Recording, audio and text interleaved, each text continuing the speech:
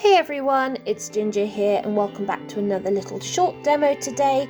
And I mean short, it's only about 14 minutes long. I'm just going to touch on something. This cute little painting, it has a lot of one of my least favourite colours in, and that is the colour pink. So some people kind of brand pink as tasteless, weak, lazy, flouncy, colourless in some regards, kind of all those kind of things that make you think, well, why would I use it, and personally, I don't know, I find pink really difficult to work with. It doesn't have the kind of rigor that you kind of need in a colour to be able to bring things together or to really stand out on its own, unless it's really quite an extreme. The rest of the time it can be a bit wimpy, really. And when I use it, I tend to find that it muddies the rest of the colours around me. I like a lot of very vibrant colours that have a lot of saturation, and when you throw, pink undertones onto it, it just muddies the water and kind of you lose those beautiful values and that vibrancy. Now, obviously, some would argue that, colours like hot and flaming pink and flamingo,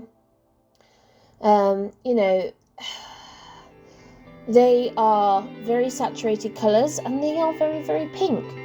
But if you try using a saturated pink in a painting that already has a lot of other saturated colours in, like oranges and greens and blues and purples, it's almost arguing with every other colour, but it still ends up at the bottom of the pack.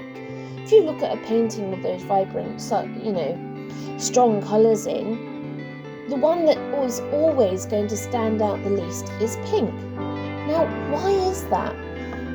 Well, part of it could be that pink itself is a combination of a couple of different colours, that pink itself is a shade of red, therefore it is a primary colour, but with most of its tone taken out, and therefore we are given the colour pink, and therefore if you take some of that tone out, it is going to be more of a background colour. It is weaker. Like if you put pink against red, and even saturated pinks like hot pink and magenta start becoming very close to red, and red would just take over every single time. If you put the two together on a piece of paper, your eye would automatically be drawn to red because it's the more heavily pigmented colour. I mean, obviously there will be plenty of you out there that will probably disagree with me, and that's fine. I like a good conversation, and when it comes to art, we all have our own take. Obviously, what we see with our eyesight is very different to each other. We all see tone ever so slightly different, and then there are those that are colourblind. I am registered sight impaired, for those that don't know, and that means that I have a lot of distortion in my eyesight and can't really see as well as a lot of people. In fact, I have a long cane to help me navigate difficult situations and stairs and awkward doorways and things like that, which, when you work in the theatre industry, can provide all sorts of entertainment. But it does mean I see things differently. Now, when it comes to colour, I have always been drawn and attracted to very vibrant colours, very pigmented colours, very saturated colours, all the same sort of terms that basically means they are bold and they stand out. And that is just me. I like those sorts of things.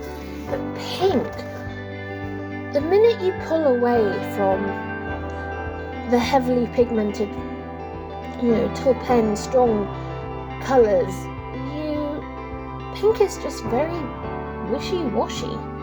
I'm not saying I hate the colour pink. There is a time and a place, and as you can see by this painting, as I start to pull this together now, that, you know, this painting is all about pinks. Pinks in the ground, pinks touching a tree, pinks in the sky. There's a lot of pink in it.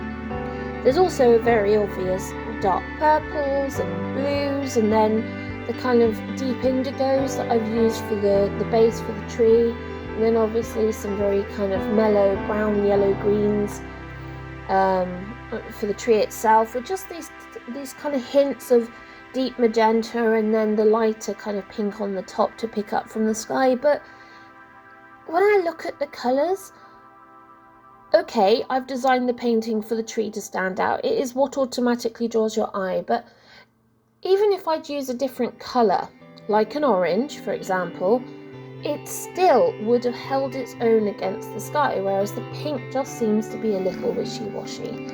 It's one of those just really weird things, you know, and I'm not really sure how other people, you know, want to see it and what they think, but yeah, it's not a colour I'm fond of. It's not a colour I use very often, and I don't know. I definitely don't loathe pink, and I do see a place for it. But when it comes to the sort of work that I do, it's just not one of those colours that stands out for me. And I will use it as very limited as possible, obviously apart from this piece, where there's quite a lot of pink in it. So the question is for you guys, what do you think of the colour pink? How much of it do you actually use in your paintings? Do you use loads of it, or do you actually not use loads of it? Do you use pink tones? So colours that have a pinkish tone to it. Do you overlay other colours over the top of pink? How does that show through? I tend to find that if I overlay anything over the top of pink, it just muddies the colour on top. It's a bit of a weird one. And I think pink is one of those colours that can be a little bit like Marmite. You either hate it or you love it, or you love it or you hate it. And for me, I just can't, I don't click, I don't gel. It's just neither here nor there. If I had a beautiful, you know, blue tone neutral grey, even that would have, for me, more colour than a pink. And that's saying something. Anyway, enough of the rabbiting on. There's only a few minutes left of this painting. So, now that I've ranted on about pink, let me know your thoughts and comments below. I always love to hear them. Remember to like and subscribe, and I will see you all soon. Ta-ta for now.